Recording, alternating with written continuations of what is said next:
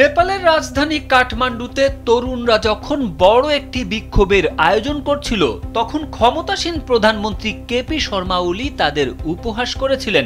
ওলি বলেছিলেন, বিক্ষোভকারীরা নিজেদের জেনজি বলে মনে করেন এবং তারা যা চান তাই দাবি করতে পারেন, অথচ দুর্নীতি ও স্বজনপ্রীতির বিরুদ্ধে প্রতিবাদ করতে থাকা সেই জেনজিরাই ৪৮ ঘন্টার কম সময়ে তাকে সাবেক প্রধানমন্ত্রী বানিয়ে দেন।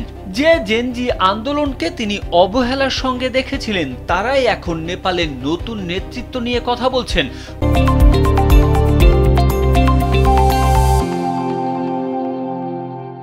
অন্যদিকে পদত্যাগের পর সাবেক প্রধানমন্ত্রী কেপি শর্মা অবশেষে সেনাবাহিনীর সুরক্ষা থেকে বেরিয়ে এসেছেন।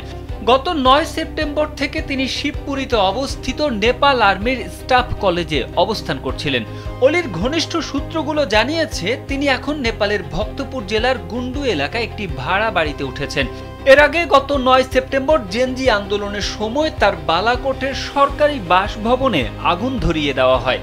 নেপালের সংবাদ মাধ্যম শ্বেতপতি জানিয়েছে, সংবিধান দিবসের আগের দিন সেনা সুরক্ষা ছেড়ে বেরিয়ে এলেন ওলি।